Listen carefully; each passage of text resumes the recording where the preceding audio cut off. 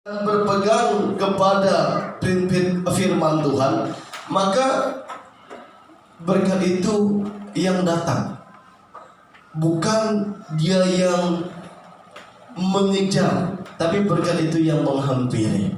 Kenapa menghampiri? Karena sesuai dengan janji firman Tuhan, kalau umat Tuhan itu mengasihi Tuhan dan hidup berdasarkan perintah Tuhan, maka Bapa di.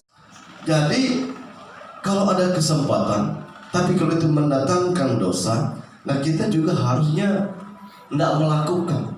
Kita harusnya lebih tunduk kepada otoritas Tuhan. Tapi ada banyak orang tidak mau. Rugi kalau kita tidak ambil kesempatan. Ya oke lah, kalau kesempatan itu baik sih tidak masalah. Tapi kalau kesempatan itu mendatangkan dosa dan tidak berkenan di hadapan Tuhan, dia sebagai umat Tuhan harusnya kita berani menolak. Karena ketika kita kompromi dengan dosa, ketika kita masuk dalam ranah dosa, nah disitulah berkat itu seolah-olah ada sekatnya, yaitu dosa itu sendiri yang menjadi pemisah antara kita dengan berkat yang Tuhan sediakan. Orang Israel diajarkan supaya mereka tidak kompromi dengan dosa.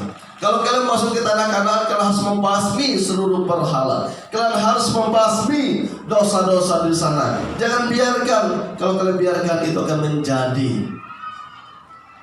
jerah bagi mereka. Jadi diperhatikan, ditekankan sekali oleh Tuhan bahwa berpegang kepada kebenaran firman Tuhan itu sifatnya itu tidak bisa dikompromi. Sebetulnya tidak bisa dikompromi. Itu sifatnya itu harus dan sebuah keharusan bagi umat-umat Tuhan dan bagi kita juga pada hari ini, bahwa menjadikan firman Tuhan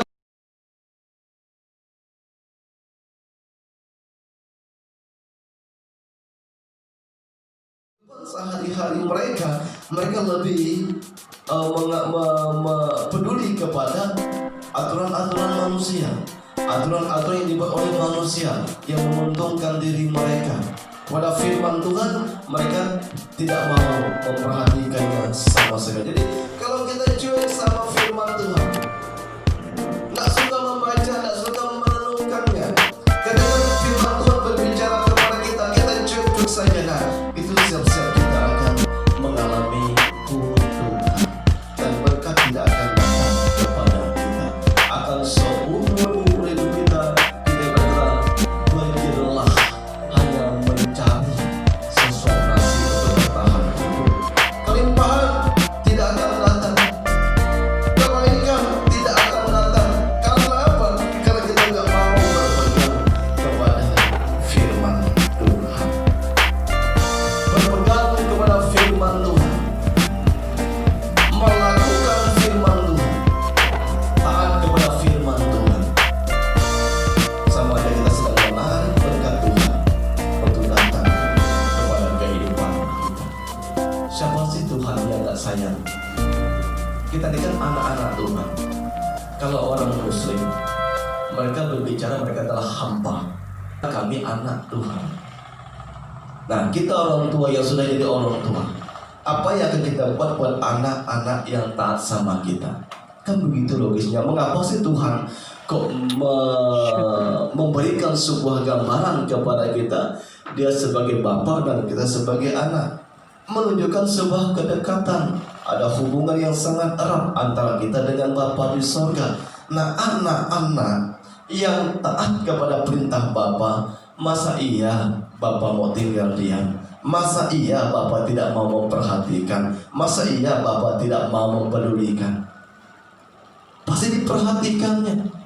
Ketika anak kecil kita berjuang, bukan wah bagaimana supaya anakku ini sembuh, kita cari uang, kita obatin, kita penuhi kebutuhan dasarnya, kita bimbing, kita jaga supaya anak itu jangan sampai mengalami kecelakaan.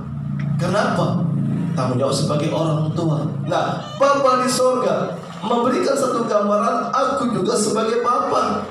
Jadi kalau kalian taat, kalian berpegang pada perintahku, ya tanggung jawab pula untuk memelihara hidup kalian.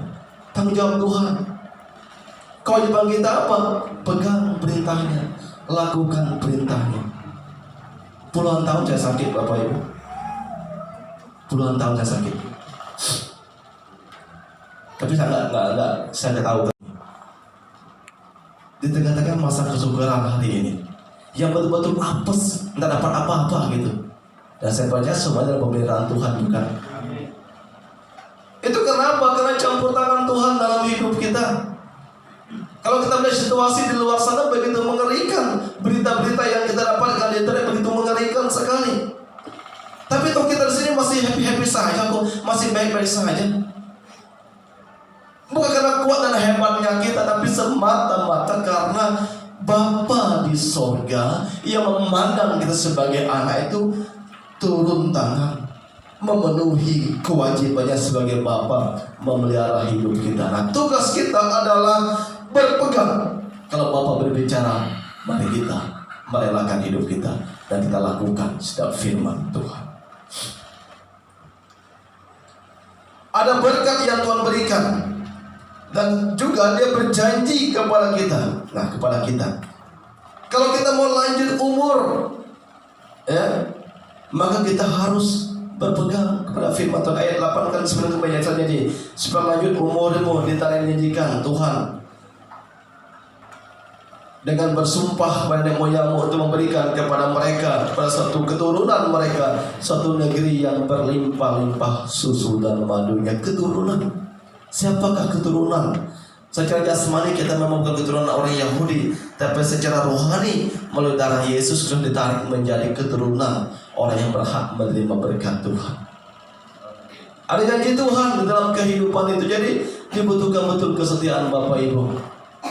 Memang untuk menarik berkat Tuhan, ya butuh kesungguhan dari kita untuk betul-betul mencari Tuhan. Pernah kita kalau kita berdoa gini, kita berdoa, rindu banget untuk berjumpa dengan Tuhan, rindu sekali untuk mengerti, memahami rencananya, rindu sekali untuk mengenal pribadi Tuhan. Pernah nggak itu terbersit dalam hati kita sampai-sampai kita mendengar suara Tuhan, sampai-sampai kita mengalami pengalaman rohani bersama dengan Tuhan, tanpa kerinduan yang kuat untuk mengenal Tuhan, kita nggak akan bisa mengalami sebuah pengalaman rohani bersama dengan Tuhan. Seperti penjaga yang merindukan datangnya fajar di pagi hari. Artinya apa? Orang berjaga kan lelah, sangat menyingsing. Daud memberikan sebuah hiasan. Nah, maka ketika fajar itu menyingsing, dia akan dipuaskan. Dia bisa beristirahat, bisa rehat, dan bisa menerima pemberkatan Tuhan. Nah, miliki kerinduan yang kuat di dalam hidup ini untuk mengenal Tuhan. Kalau kita jatuh dalam dosa, kita harus berdoa, Tuhan, mampukan aku untuk bangkit kembali.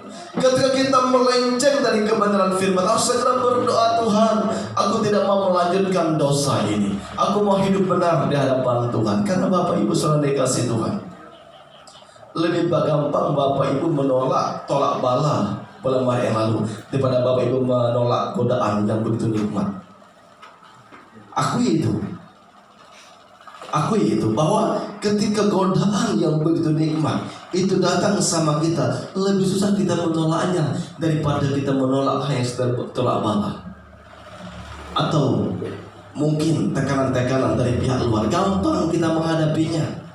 Tapi ketika kenikmatan datang, godaan datang, ada banyak orang menyerah dan pasrah. Dia berkata, jadilah kehendakku, bukan kehendakmu. Ini yang sedang terjadi. Nah, ketika kita kompromi dengan dosa, ketika kita tidak mau nurut sama Tuhan, itulah yang mendatangkan celaka. Dan itulah yang membuat umat Israel ini tidak sampai ke tanah Kanaan. 40 tahun mereka keliling di padang gurun, dibuat Tuhan mutar-mutar. Kenapa? Karena mereka tidak mau taat. Mereka tidak mau berpegang pada firman Tuhan. Tuhan sudah berjanji sama mereka, Tuhan sudah memperlihatkan mujizatnya dalam hidup mereka, tapi mereka tidak mau. Nah, karena mereka selalu memandang hidup itu dengan pola pandang manusia, itu membuat mereka itu akhirnya tidak mau taat sama Tuhan. Bapak Ibu, Ibrani 1 ayat 1 itu kan dengan jelas mendefinisikan, memberikan sebuah pengertian tentang iman kepada kita. Iman itu harus kita pegang dengan sungguh-sungguh. Artinya gini, kita begitu percaya bahwa Tuhan itu ada, dan kita harus hidup di dalam iman itu, memperkatakan iman itu. Ada jemaat di 13, dia berkata begini, saya kalau nggak dioperasi saya nggak akan sembuh, jadi berdoa juga nggak akan sembuh. Hanya kalau ketemu sebenarnya dia bangga dengan penderitaan, dengan penyakitnya. Saya mengatakan, apa itu arti imanmu? Nggak paham. Diajarin berulang-ulang kali, belum nggak paham. Ketika saya berdoa supaya Tuhan memberkati, dia tertawa dengan saya. Iman itu, mari kita renungkan baik-baik. Iman itu apa sih? Iman kepada Tuhan itu apa sih? Jangan cuma asal berbicara mengenai iman, tapi kita harus hidup dalam iman itu. Karena iman itu yang menarik kita, dan iman itu akan mengarahkan kita supaya kita taat, supaya kita tunduk sama Tuhan, kita mempercayai Tuhan dalam hidup ini. Kita punya Tuhan, jiwanya akan dipuaskan oleh Tuhan dengan segala kebaikan. Pasti akan dipuaskan Tuhan, ya, asalkan dia mau nurut sama Tuhan, mau berpegang pada perintah Tuhan. Bapak Ibu Saudara dikasihi Tuhan, sekali saya katakan bahwa kita telah dipilih oleh Tuhan. Pilihan Tuhan tidak pernah salah. Saya percaya itu. Pilihan Tuhan tidak pernah salah. Suatu saat ketika saya masih di Jogja dulu, air luluhlah debu itu. Ketika ditiup angin, terbang melayang tanpa tahu di mana dia berpijak. Itulah debu. Tuhan tahu juga kita ini fana. Satu dari sekian miliar orang yang ada di bumi ini. Tuhan tahu bahwa tubuh kita rapuh, tidak kuat dan tidak kebal. Tuhan tahu segala-galanya. Apa yang Tuhan minta kepada kita? Supaya kita memandang kepada Bapa di surga, berharap kepadanya, belajar menurut sama Tuhan. Dia juga tidak perintah kepada kita supaya engkau sempurna melakukannya, tapi dia berkata, lakukan semampumu, selebihnya engkau berserah sama Tuhan. Maka kekuatan Bapa lah yang akan